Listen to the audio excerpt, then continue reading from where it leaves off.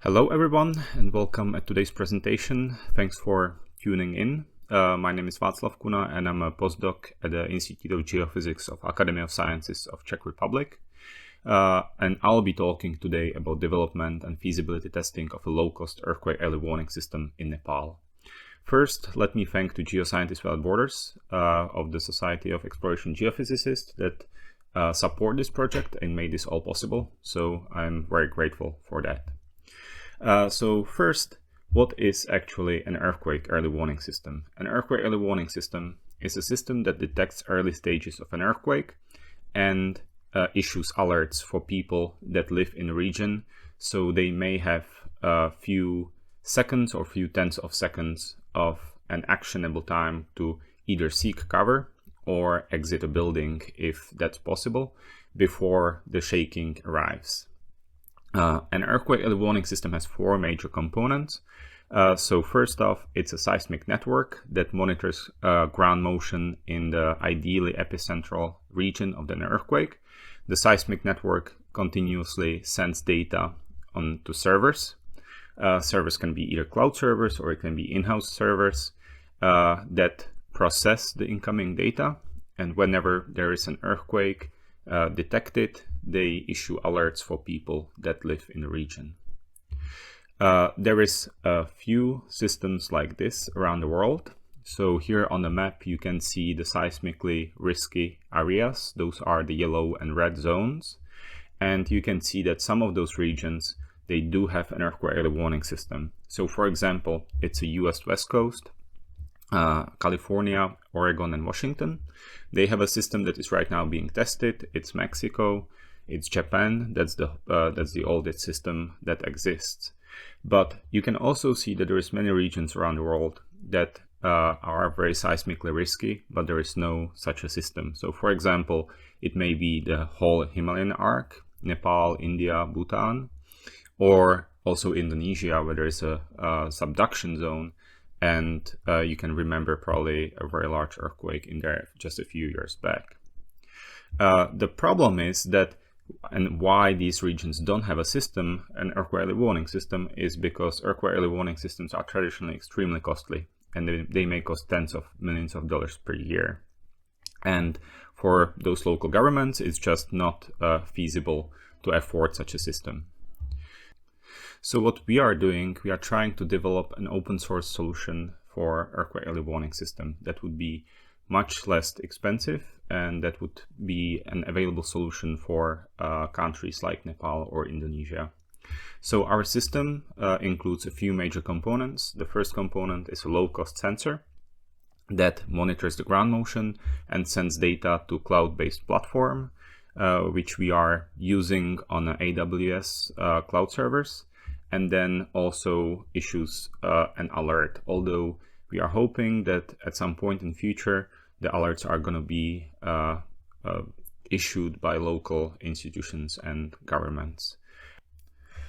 A few words about the seismic sensor. The seismic sensor features a microcontroller, which is the main computation unit of the sensor.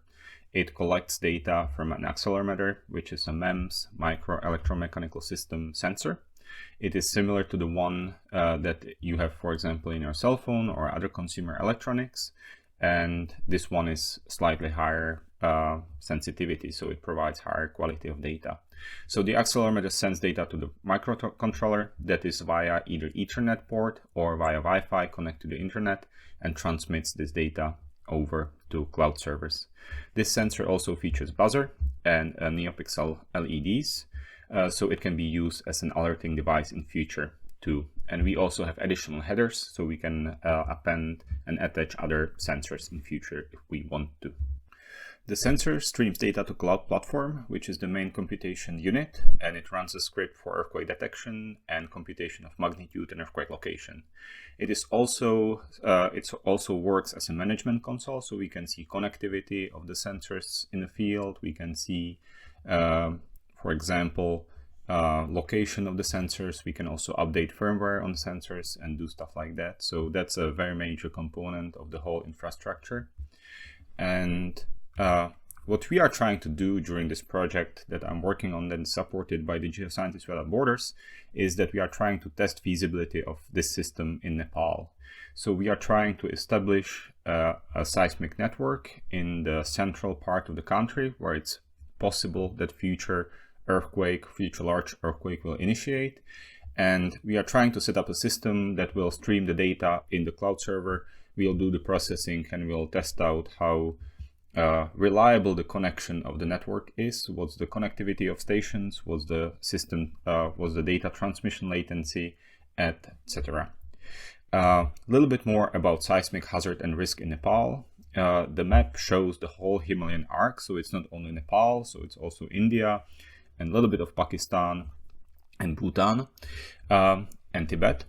And you can see that those colored patches, those are rupture zones of the past earthquakes since about 1500s.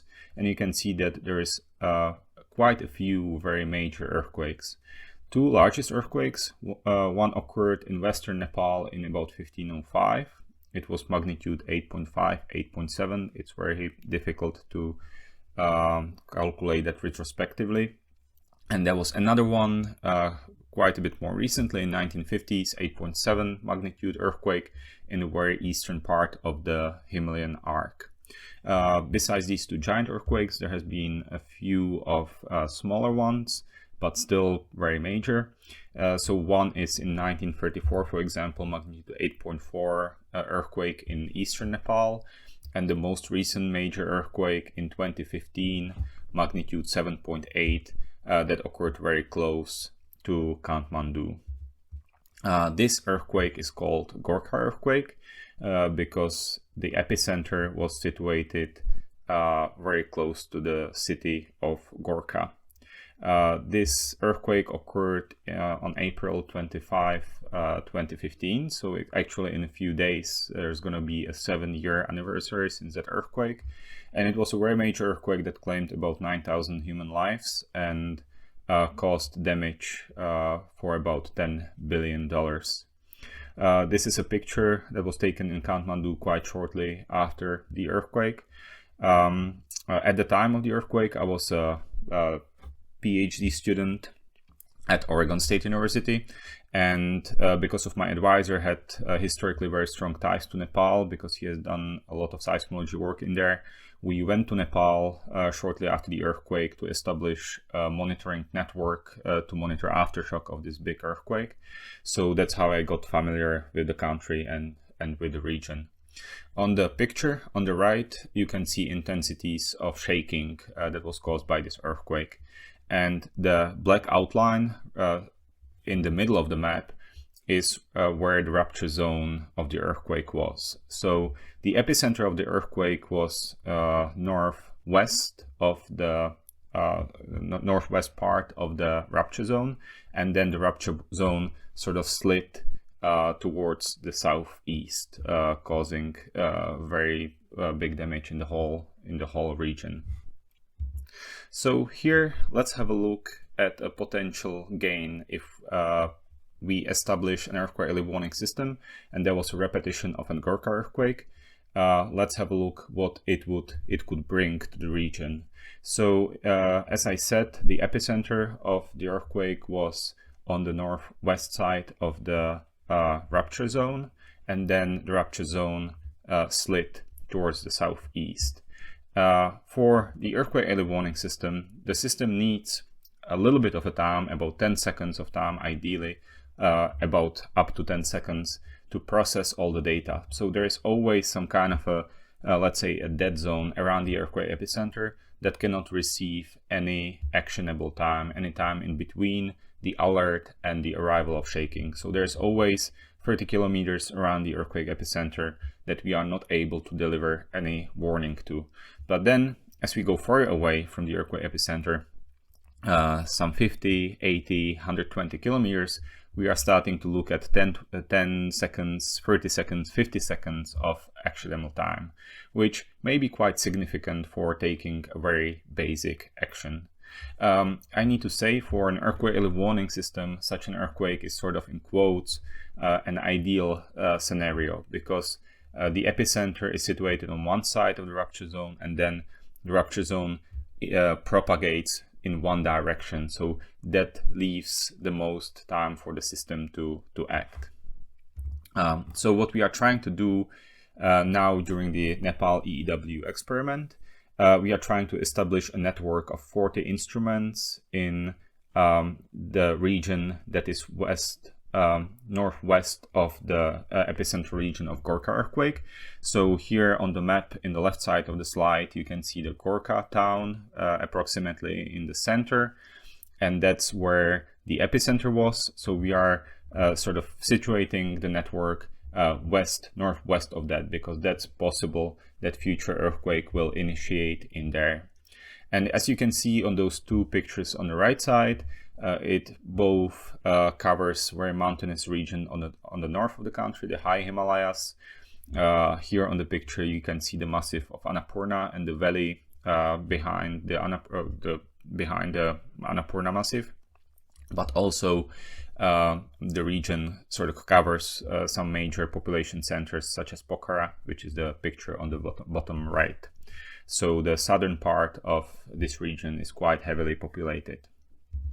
We have done the first phase of the station deployment in November last year, 2021, when we deployed first half of the network, so 20 stations. We deployed 2 stations in Kathmandu, and then we deployed other 18 stations in the southern part of the planned network, which we anticipated is going to be slightly easier to access, and also the internet coverage we were hoping is going to be better in this region. So we wanted to test the network in this slightly more accessible region.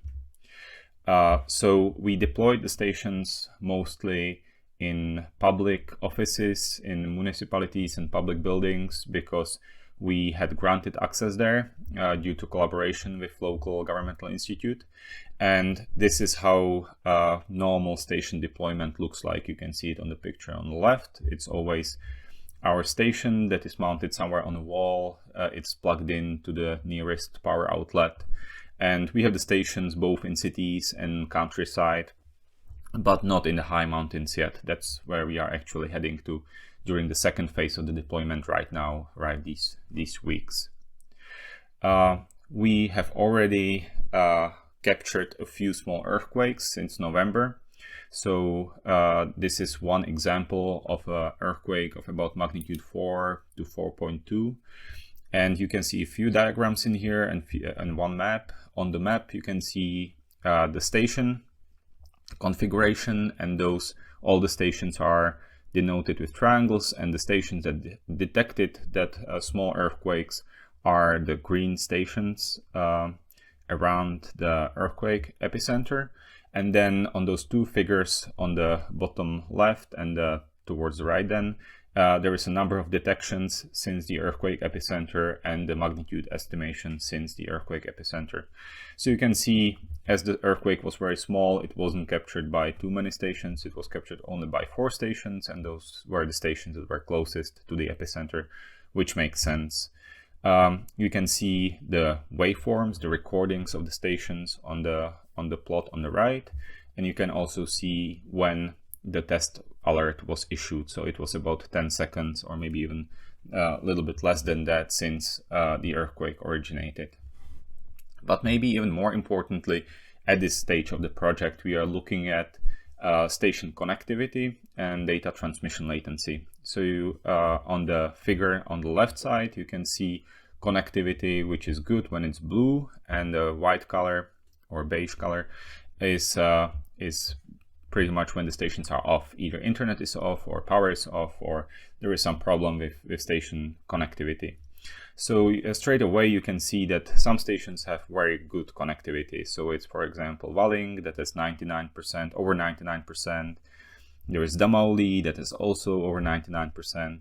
So some stations are pretty much connected all the time, but some stations have more interesting patterns, let's say, in the connectivity. So for example, it's the Lumla station or Rupakot station.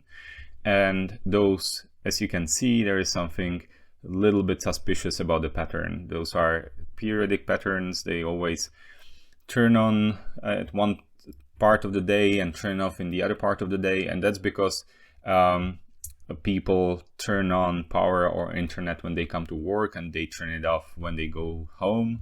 So these two stations we're going to have to relocate during this second phase of the deployment, because there is obviously something that we were not aware when we were deploying the station. And then there is a third group of stations, for example, the BSSR, Beshisar station, and those are stations that have just very intermittent internet connection, and I'm not really sure whether we can do something about that. We will definitely go there and discuss the situation and see if we can improve it, but it may be quite challenging, because that may be just the reality of internet and power connection in those places. And then we have the two pictures, the two plots on the right side, and those are data transmission latency. So the data transmission latency is on the x-axis from 0 to 1 second, and for two stations. And you can see that it's actually quite consistent for both of the stations. And the data transmission latency sort of ranges between 300 and let's say 600 milliseconds. So that's the time that elapses between we collect 1 second long data chunk on a station, and between it's sent off to the cloud and it's being received by the cloud. So that takes about 400 to 500 milliseconds, which is quite promising. So as a conclusion, we are seeing quite promising results from this first phase of the project, and right now we are working on deployment of other 20 stations in these weeks. So it's going to be slightly more challenging, the deployment, because we are going higher up in the valleys and in the higher mountains. We'll see if the results look the same, but we certainly hope so. So for now, I think all looks like the system is going to be feasible in Nepal, and it may be one day a fully functional earthquake early warning system, but we will know more in a few months and after the finishing the project in about 1 year.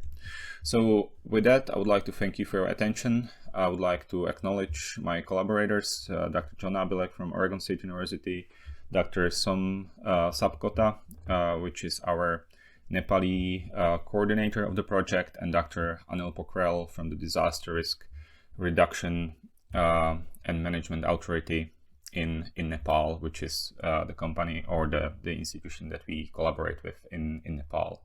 And one more time, I would like to thank the Geoscientists Without Borders for supporting this project, because without them, we would not be able to do that.